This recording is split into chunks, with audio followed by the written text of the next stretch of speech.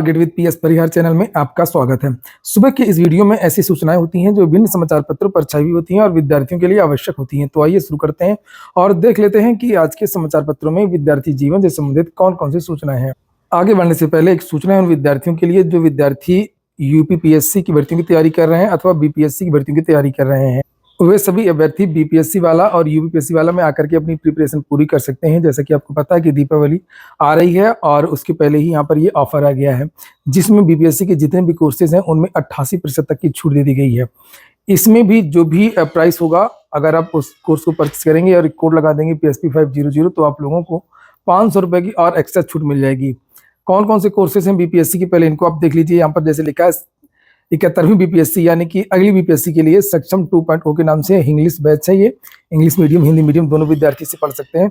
निपुण बैच है 70वीं बीपीएससी के लिए, रैपिड रिवीजन बैच है, निर्माण बैच है बिहार स्पेशल, यूनिटी बैच है 70वीं बीपीएससी के लिए, प्रीलिम्स और मेंस के लिए, रफ्तार रैपिड करंट अफेयर प्रोग्राम है यशवी हिंदी माध्यम के विद्यार्थियों के लिए, प्रथम 2.0 बैच है 71वीं बीपीएससी के लिए, फाउंडेशन बैच है हिंदी माध्यम के विद्यार्थियों के लिए, निर्णायक है।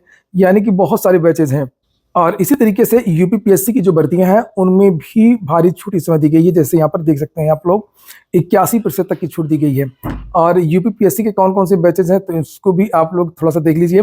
जैसे लिखा है सर्व सक्षम यूपीपीएससी 2025 जिनका टारगेट है, यूपी स्पेशल पेपर 5 पेपर 6 के लिए, यूपीपीएससी प्रीलिम्स आरओ एक साथ अगर तैयारी करना चाहते हैं तो उसके लिए कॉम्बो टेस्ट सीरीज बैच है, यूपीपीएससी मेंस का भी बैच है, यूपीपीएससी मेंस टेस्ट सीरीज का बैच है, यूनिटी इंटीग्रेटेड बैच यानी प्रीलिम्स और मेंस दोनों की तैयारी होगी।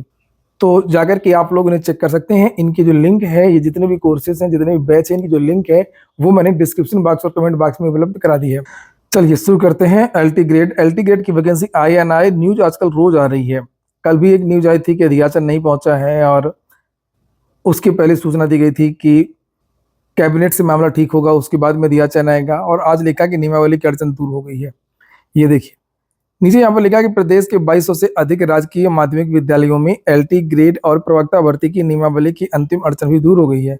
उत्तर प्रदेश लोक सेवा आयोग ने जो आपत्तियां लगाई थी उसे दूर करते हुए शासन को भेज दिया गया है। अब कैबिनेट से नियमावली की मंजूरी के बाद भर्ती प्रक्रिया शुरू की जाएगी। राजकीय विद्यालयों में रिक्त चल रहे सहायक अध्यापकों के 7,814 और प्रवक्ता के सैकड़ों पदों पर भर्ती होगी। माध्यमिक शिक्षा विभाग की ओर से भेजी गई नियमावली के कई बिंदुओं पर आपत्ति लगाते हुए लोक सेवा आयोग ने 8 अगस्त को वापस भेज दी थी। मुख्य रूप से विभिन्न डिग्रियों को लेकर के तस्वीर साफ करने को कहा था ताकि चयन के बाद कोई कानूनी अड़चन न आए। सूत्रों के अनुसार उच्च शिक्षा विभाग के विशेषज्ञों से सलाह लेते हुए आपत्तियां दूर कर ली गई हैं और इसी के चलते सहायक अध्यापकों और प्रवक्ता की जो भर्ती है वो रुकी हुई थी। तो वही बात है, कोई इसमें नई बात नहीं है। ये तो मैंने आपको कल की वीडियो में भी बताया था कि कैबिनेट की बैठक होनी है और नियमावली को मंजूरी के बाद जब मंजूरी नहीं मिली है तो ये अड़चन कैसे दूर हो गई है। यहाँ पर जो लिखा है अड़चन दूर, तो मेन बात तो ये कैबिनेट की बैठक ही है ना। ये कैबिनेट से नियमावली की मंजूरी के बाद भर्ती की प्रक्रिया शुरू की जाएगी। तो कैबिनेट से नियमावली को मंजूरी मिलेगी और उसके बाद फिर अधियाचन लोक सेवा आयोग भेजा जाएगा, तब भर्ती आएगी। एलटी ग्रेड में कितने पदों पर वैकेंसी होगी उसके बारे में जानकारी दी गई है। एलटी ग्रेड के 7,814 पद खाली हैं।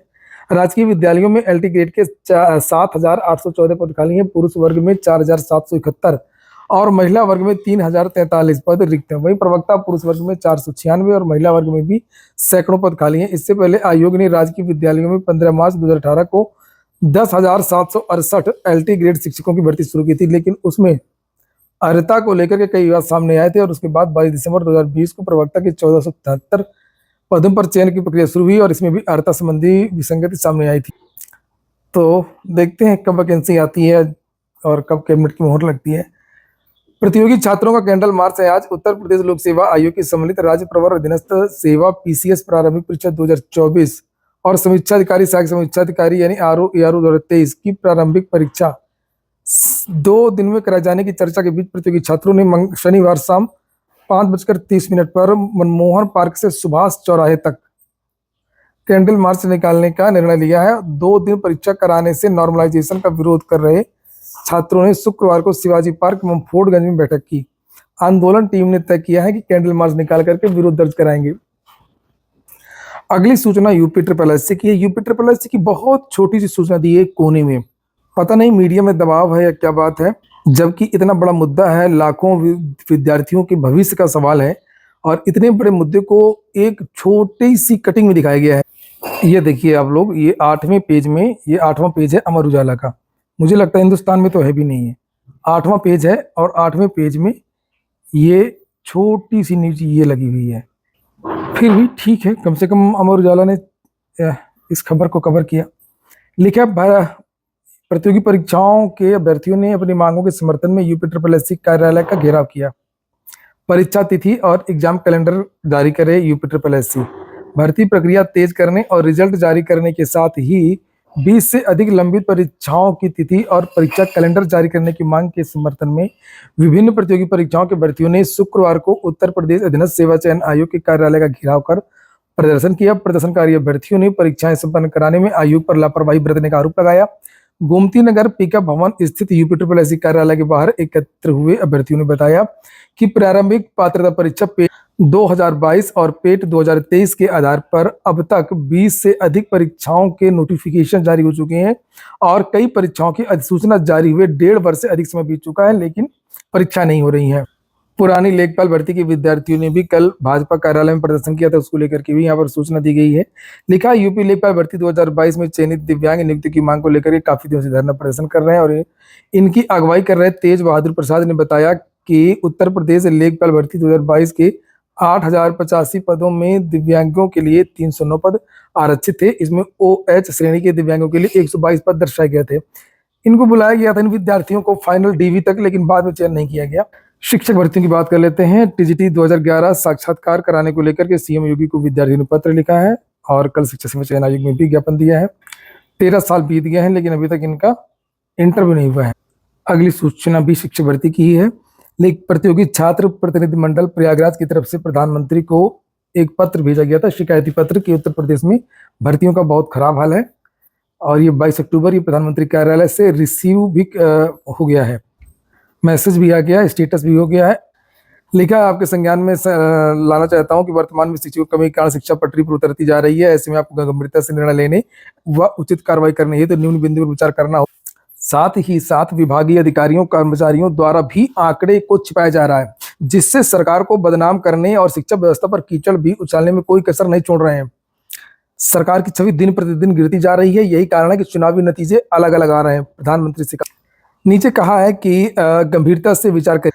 एडेड जूनियर भर्ती में धांधली हुई थी, उसके बारे में ये विद्यार्थी ने शिकायत की। शिक्षक भर्ती में जो जो चीजें हो रही हैं या हुई हैं, सारी शिकायत प्रधानमंत्री से विद्यार्थियों ने की है और ये कहा है कि इसका पेपर लीक हो गया था। एडेड जूनियर का कियान काटजू सहित दर्जनों विद्यालयों में पेपर लीक हुआ था। भ्रष्टाचार करने में अव्वल दर्जा हासिल किया जो संजय कुमार उपाध्याय थे, आनंद फानन में एक लेवल तक रिजल्ट घोषित कर दिया, जिससे पता चला कि 144 प्रश्न हल करने वाला इतना नंबर कैसे प्राप्त कर सकता है। और जिन अभ्यर्थियों का नंबर कम हुआ उन्होंने माननीय न्यायालय में मुकदमा दायर कर दिया और न्यायालय के समक्ष यह देखने को मिला कि एडेड जूनियर शिक्षक भर्ती में व्यापक स्तर पर भ्रष्टाचार हुआ है और इसके चलते 184 छात्रों के OMR में छेड़छाड़ पाया गया है। देखिए, तो माननीय न्यायालय में निर्देशित करना चाहा, उसके पहले ही PNP व आला अधिकारियों द्वारा एडेड जूनियर शिक्षक भर्ती का संशोधित पुनः कॉपी जांची गई और जिसमें से 85,000 से अधिक विद्यार्थियों को बाहर कर दिया गया, जिससे मामला पुनः न्यायालय में चला गया। अतः इससे स्पष्ट होता है कि एडेड जूनियर शिक्षक भर्ती में सचिव संजय कुमार उपाध्याय द्वारा व्यापक अनियमितता की गई थी। इससे आपसे अनुरोध है कि एडेड जूनियर शिक्षक भर्ती की परीक्षा रद्द कर पुनः परीक्षा कराई जाए। दूसरी मांग रखी गई है। अच्छा, कुछ विद्यार्थी कहेंगे सर आप ये न्यूज क्यों दे रहे हैं? देखिए, सभी विद्यार्थियों के सभी मुद्दे रखे जाएंगे, चाहे वो पॉजिटिव हो चाहे वो निगेटिव हो। अशासकीय सहायता प्राप्त माध्यमिक विद्यालय TGT PGT के बारे में भी लिखा कि 25,000 पद रिक्त हैं, विधानसभा में कहा गया है इसको जोड़ा जाए। इसी प्रकार से जो धारा 12, धारा 18, धारा 21 को हटा दिया गया है तो उसको भी जोड़ दिया जाए। LTGIC के बारे में भी यहाँ पर लिखा हुआ है कि शिक्षकों की कमी है और यहाँ पर लास्ट में अनुरोध किया गया है कि आपसे अनुरोध है कि विषय की गंभीरता को देखते हुए यथाशीघ्र शासकीय विद्यालयों में रिक्त पड़े पदों को समकक्ष अर्था विवाद आदि निस्तारित कर विज्ञापन जारी कराने और परीक्षा कराने का आवश्यक दिशा निर्देश प्रदान करें। सादर शीतला प्रसाद ओझा, प्रतियोगी छात्र प्रतिनिधिमंडल। ये स्टेटस था जिसमें लिखा हुआ कि received by ministry and department. Bihar की एक दो सूचनाएं और जल्दी से देख लीजिए। सूबे में 45 CHO की होगी बहाली, नई भर्ती। रेलवे भर्ती बोर्ड ने जो नया संशोधित कैलेंडर जारी किया उसके बारे में भी जानकारी दी गई है। UPSC ने जो वेटिंग लिस्ट जारी किया, रिजर्व जो लिस्ट होती है इनकी, वो जारी किया है, उसके बारे में भी जानकारी दी गई है। लखनऊ में अब 1 साल का MA MSc होगा, उसके बारे में जानकारी दी गई है, लेकिन ये कोर्स उनके लिए होगा जो 4 साल का स्नातक कोर्स करेंगे। SSC ने सिलेक्शन पोस्ट 12 की ऑनलाइन परीक्षा की फाइनल उत्तर कुंजी जारी कर दी है। आज के वीडियो में इतना ही। पूरा वीडियो सुनने के लिए बहुत बहुत धन्यवाद।